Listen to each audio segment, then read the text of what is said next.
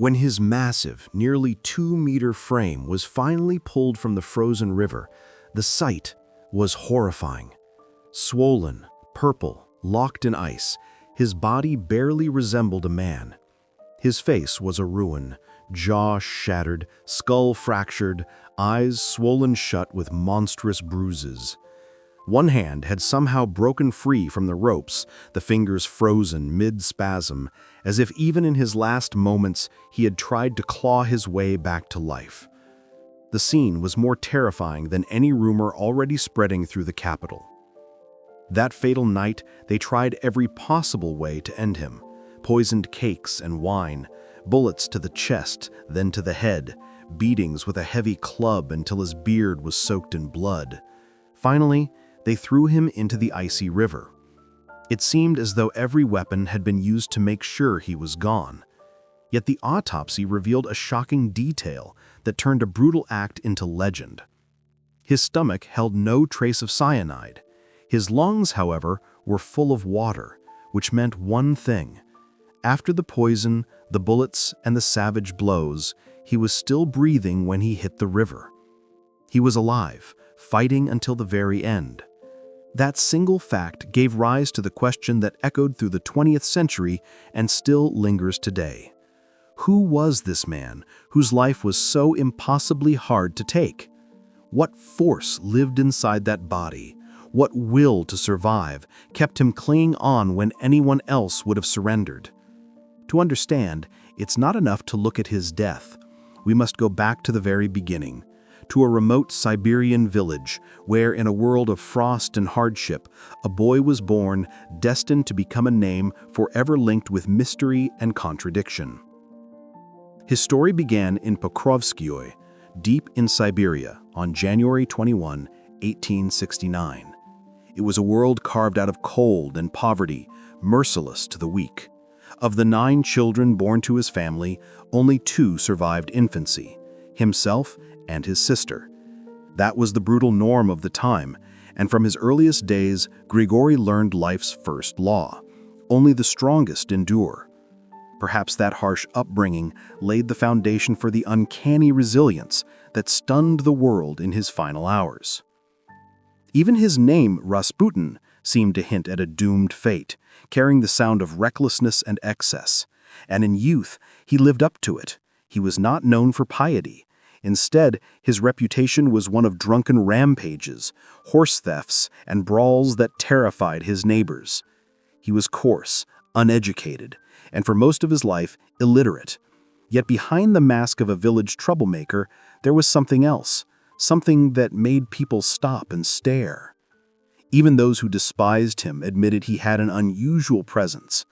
Tall, broad-shouldered, with piercing blue eyes that seemed to cut into the soul, he could unsettle or disarm with a glance. Villagers whispered that his stare provoked unease, even fear.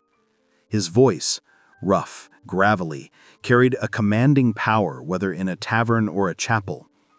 He radiated raw, untamed energy, an animal charisma that more than made up for the lack of manners or education. That duality marked his whole life. At 18, he married Praskovia Dubrovna, and they had children. Accounts suggest he treated his family with a mix of affection and neglect, sometimes a caring father, other times vanishing for weeks in drunken binges. While other peasants worked predictable cycles of the fields, Grigori wandered for hours in search of visions, collapsing in tears or alarming neighbors with sudden fits of religious ecstasy. He was a man of contradictions, sinner and seer, husband and vagabond, brute and magnet for people.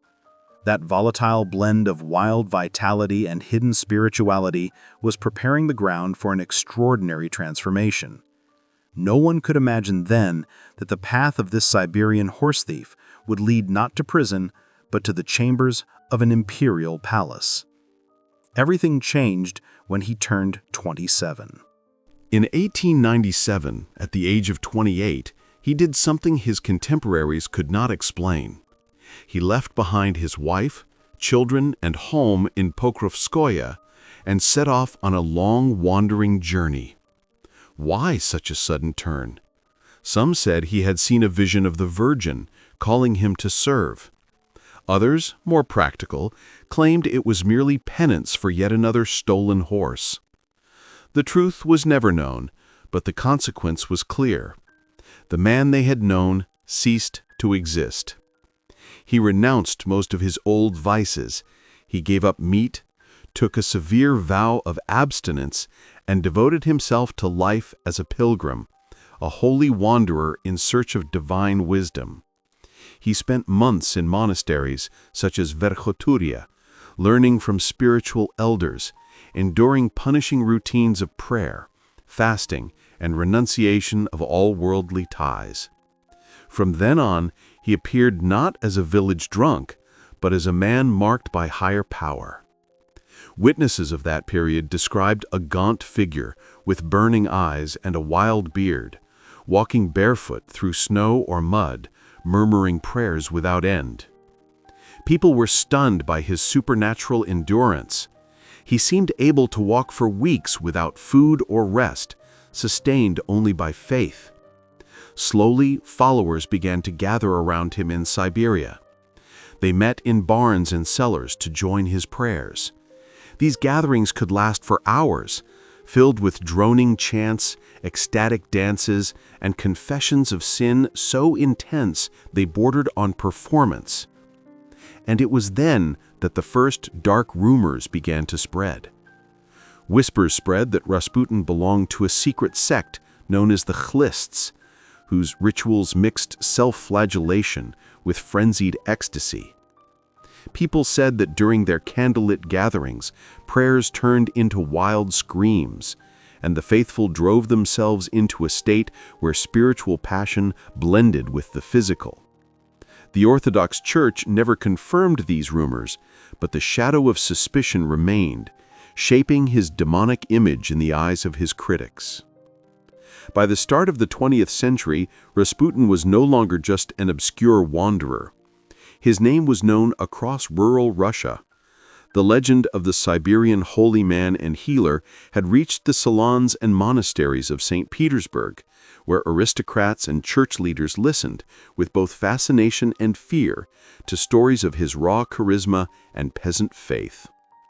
They admired his sincerity, yet feared his unpredictability. And here, in the imperial capital, his path would cross with those who one day would summon him into the palace before the greatest fear and greatest hope of the Romanov dynasty.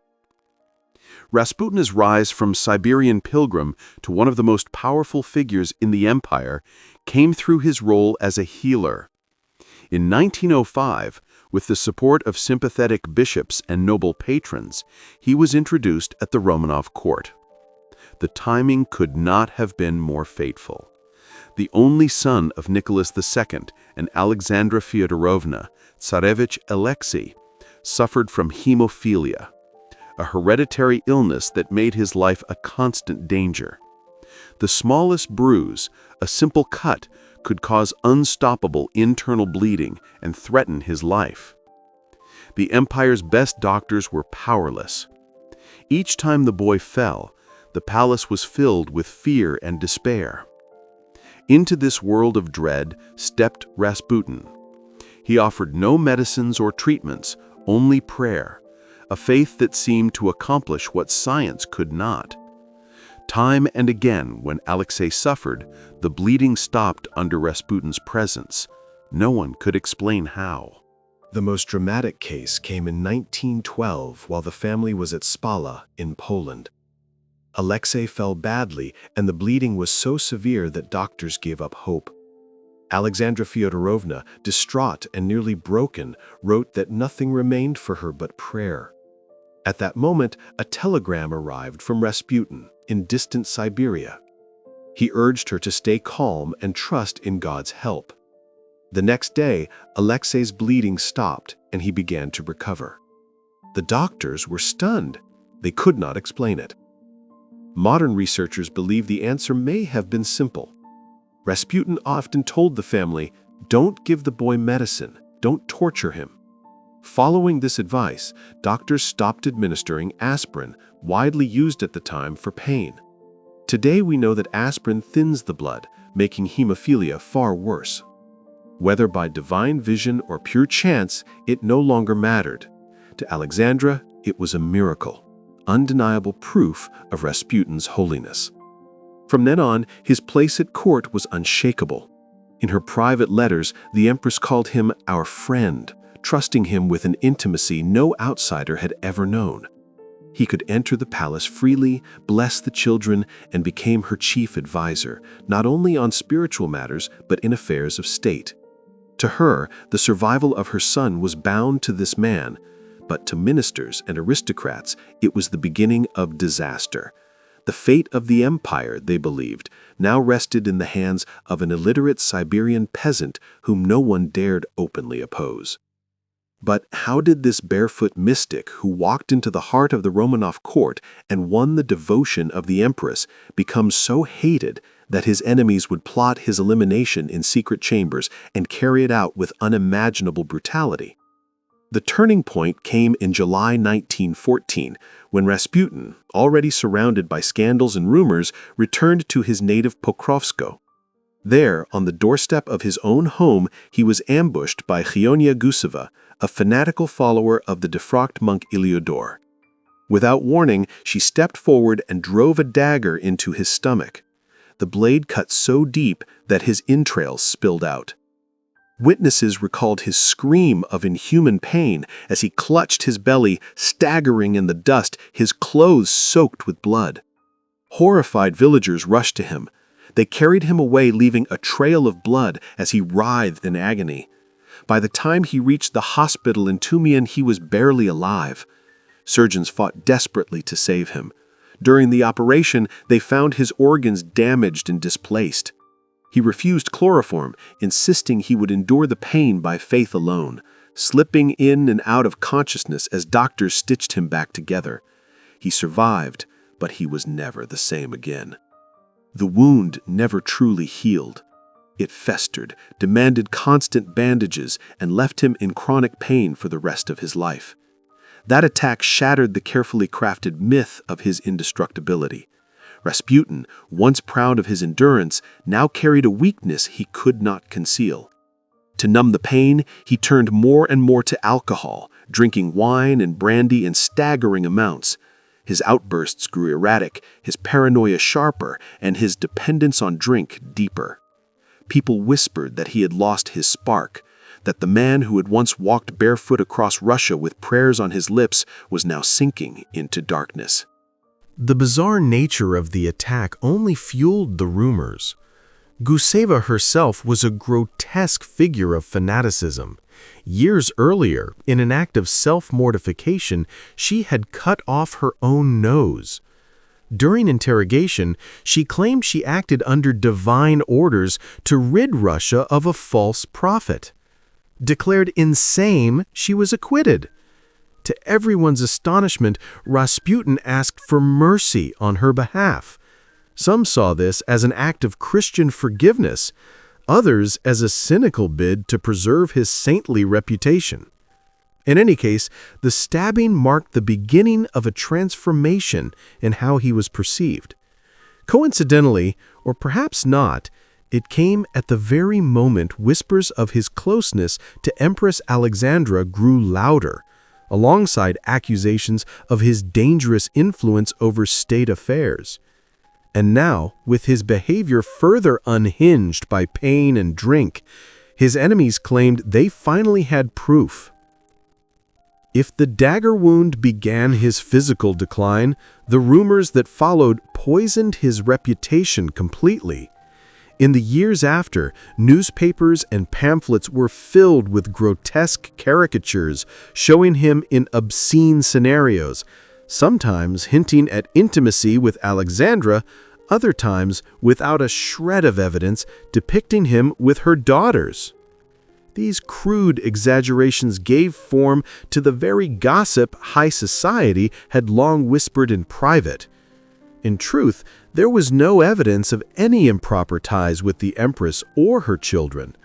But perception mattered more than fact. His constant presence at Alexandra's side convinced many that something indecent must be happening behind palace doors. In the salons of St. Petersburg, ladies and courtiers repeated hearsay as if it were truth, and the Siberian mystic became the most scandalous figure in the empire. His notoriety grew alongside Russia's descent into chaos. Political opponents branded him the devil monk, claiming he had bewitched the Tsarina and corrupted the monarchy to its core. What had once been gossip spilled into public, turning Rasputin into the symbol of everything rotten in the dynasty. Deputies in the Duma denounced him from the podium. Journalists filled their columns with tales of orgies and drunken debauchery. As the Great War devoured Russia and casualties mounted, the scandal tied to his name became unbearable. Soldiers wrote home that Rasputin had enchanted the Tsarina. Officers sneered that battle plans came from an illiterate peasant. Common people whispered that he had sold the empire's soul. In taverns and in the trenches, his name became synonymous with betrayal. And if rumor tarnished his reputation, his very presence made it worse. Rasputin rarely bathed, even by the low standards of rural Russia, and acquaintances complained that he reeked like a goat. His beard was constantly caked with food. Bits of bread and fat clung to the tangled hair. The stench was so overwhelming that courtiers later claimed they could sense him entering a room before they saw him. None of this embarrassed him. He even bragged that he hadn't changed his underclothes in 6 months, as if endurance of filth were proof of spiritual strength. His table manners were infamous. Guests described him slowly licking spoons and then plunging them back into shared dishes, wiping greasy hands on the tablecloth, rubbing his beard on his sleeve, spilling wine down his shirt. Sitting beside him at dinner meant enduring the spectacle of a man who seemed to revel in breaking every rule of decency. And yet, women adored him. They kissed his dirty hands, begged for blessings, and scrambled for crumbs of bread left on his plate. One follower pressed to her lips a piece of crust he had already chewed, treating it like a holy relic. The paradox was striking. A man who smelled of sweat and alcohol was revered as a vessel of divine grace. Devotees insisted his odor was part of his sanctity, a rejection of worldly vanity.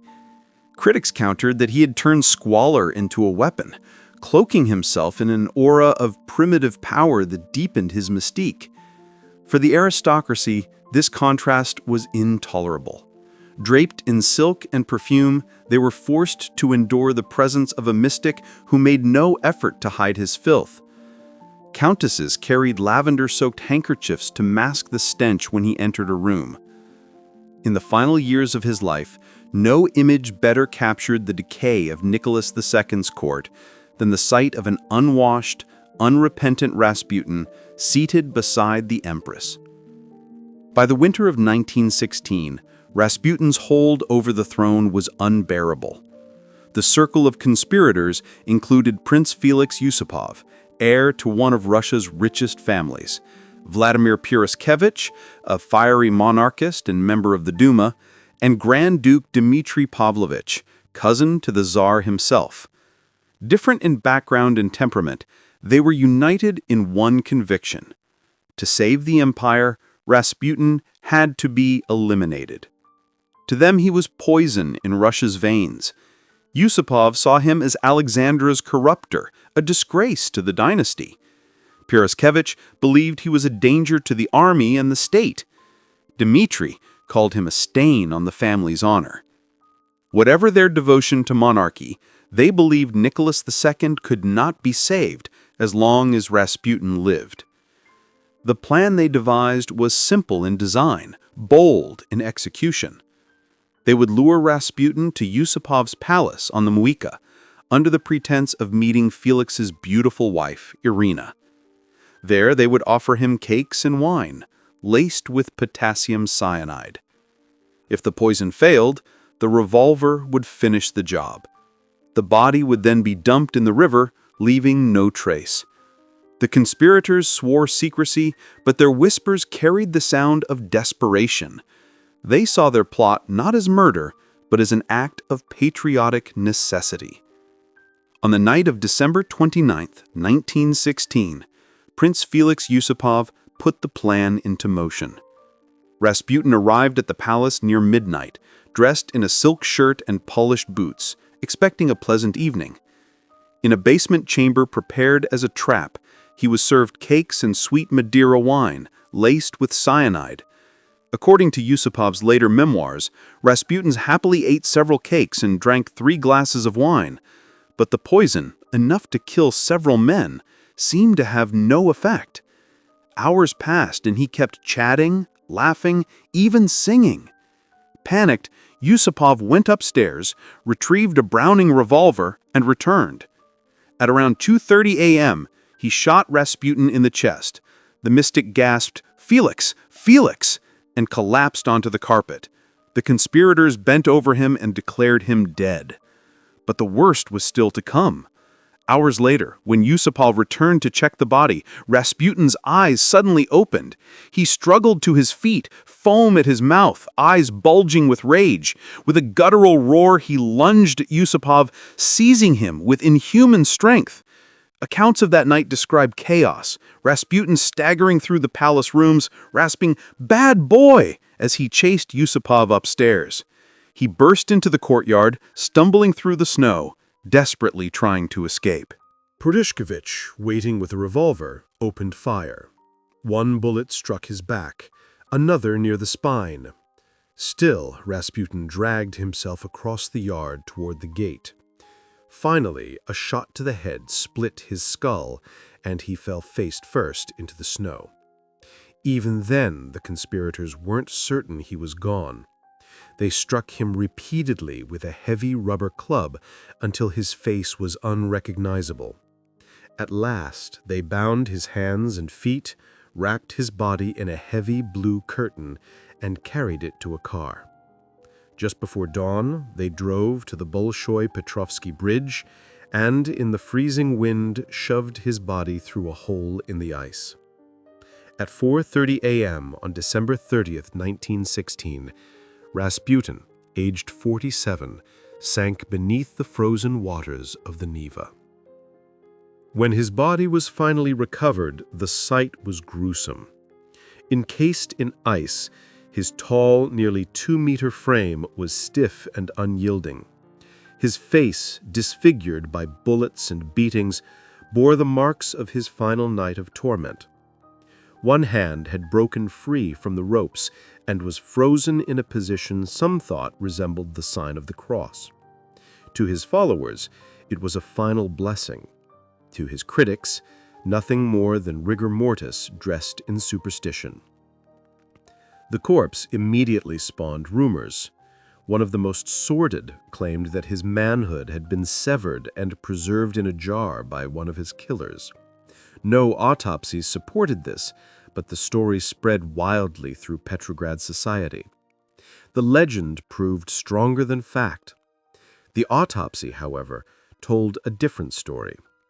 Professor Dmitry Kosoratov found no cyanide in the stomach. Whether the poison was neutralized by the sugar in the cakes or never added at all remains a mystery. But the bullets were real. One in the liver, fatal within 20 minutes. Another in the kidney, fatal within 10. And the final shot to the head, instantly lethal. There was some water in the lungs, but far too little to suggest drowning. The myth of Rasputin clawing beneath the ice was just that, a myth. His funeral on January 2nd, 1917, was a quiet affair at Tsarskoye Selo. Only members of the Romanov family attended, including Alexandra Feodorovna, who came to say farewell despite the outrage of the court. Rasputin's wife and children were not allowed. Before the coffin was closed, the Empress placed an icon on his chest, a final act of devotion from the woman who had defended him until the end. But the story did not end there. After the February Revolution toppled the Romanovs, the provisional government ordered Rasputin's body exhumed in March 1917. It was taken to a remote spot outside Petrograd, doused in fuel and burned to prevent his grave from becoming a shrine. Witnesses swore that as the fire consumed him, the body's tendons contracted and he appeared to sit up in the flames, a grotesque final image for a man larger than life, both in legend and in death. The conspirators had hoped to save the monarchy. Instead, they helped to destroy it. Less than 2 months after Rasputin's killing, Nicholas II abdicated under pressure from revolution. Within a year and a half, the entire Romanov family was executed. An empire that tolerated Rasputin's presence for nearly a decade collapsed without him, as though the poison they sought to purge had already seeped too deep. They rid themselves of the man, but not of the decay he symbolized. The legends outlived the facts. To some, he remained a peasant healer. To others, a depraved schemer. In the public imagination, he became all things at once: healer, prophet, drunkard, demon. His cultural afterlife proved just as extraordinary. Rasputin's name became shorthand for corruption and sorcery, and in the 20th century, his story was reborn in an unlikely form, when the German disco group Boni Me turned it into a global pop anthem. Ra-Ra Rasputin, lover of the Russian queen, carried his legend onto dance floors around the world, ensuring that the mystic from Siberia would never be forgotten.